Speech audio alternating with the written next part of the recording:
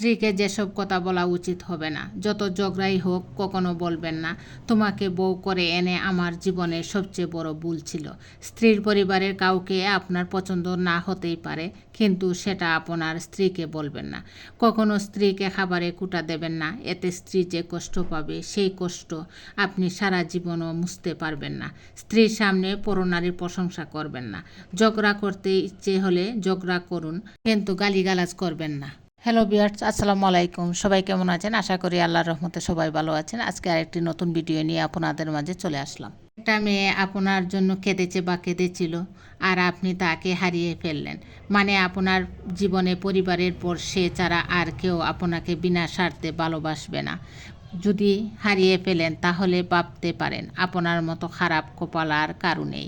হাজারো ছেলেকে দেখেছি মেয়েদের নিয়ে কান্না করতে, তবে খুব কম সংখ্যক মেয়ে দেখেছি যারা একটা ছেলের জন্য কান্না করেছে। আপনার জন্য একটা মেয়ে কান্না করেছে মানে ধরে নিতে পারেন আপনি ভালোবাসার অধ্যায়ে একজন ভাগ্যবান ব্যক্তি। জীবনের শেষ প্রহরে এসে যখন অতীতের পাতাগুলো উল্টে দেখবেন, তখন হয়তো আফসোস হবে এক টুকরো জমির জন্য প্রতিবেশীর সঙ্গে কত অনর্থক ঝগড়া করেছিলেন।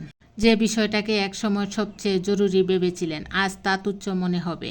জীবন তো একটাই, তবুও আমরা সময় নষ্ট করি রাগ, অহংকার আর ক্ষুদ্র স্বার্থের পিছনে। অথচ যদি একটু বেশি ভালোবাসতে পারতেন, একটু বেশি ক্ষমা করতে পারতেন, তাহলে হয়তো শেষ বেলায় বুকের মধ্যে শান্তির এক টুকরো নীড় থাকত।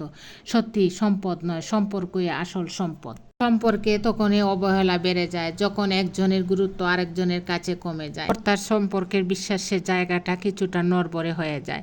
একটা সম্পর্কে ঝগড়া থাকবে, কষ্ট থাকবে, কথা বলা বন্ধ থাকবে, অ্যাটিটিউড থাকবে, এগুলো থাকাটা খুব স্বাভাবিক। কিন্তু যা কিছু হয়ে যাক, একটা সম্পর্কে দুজনের উপর ভরসা যেন না চলে যায়, সেই দিকটা দেখে রাখতে হবে। ভালোবাসা হলো অনুভব যা হৃদয়ের গভীর থেকে উঠে আসা। তুমি পাশে থাকলে পৃথিবী সুন্দর লাগে। ভালোবাসা শুধু একটি শব্দ নয়, এক অনন্ত অনুভূতি। তোমার হাসিতে লুকিয়ে আছে আমার পৃথিবী। প্রেম মানে শুধু টাকা নয়, হৃদয়ে গেঁথে রাখা। তোমার সাথে প্রতিটি মুহূর্ত কাটানো যেন একটি গল্প। ভালোবাসা হলো সেই নক্ষত্র যা অন্ধকারেও আলো দেয়। তোমাকে ভালোবেসে আমি নিজেকেও নতুন করে ভালোবাসতে শিখেছি, বুঝতে শিখেছি। তুমি যে মায়া আটকে যাও, আমি সেই মায়া হতে চাই। তুমি যে চোখে ডুবে যাও, আমি সেই চোখ হতে চাই। যে অপেক্ষায় তুমি থাকো, আমি সেই অপেক্ষার কারণ হতে চাই।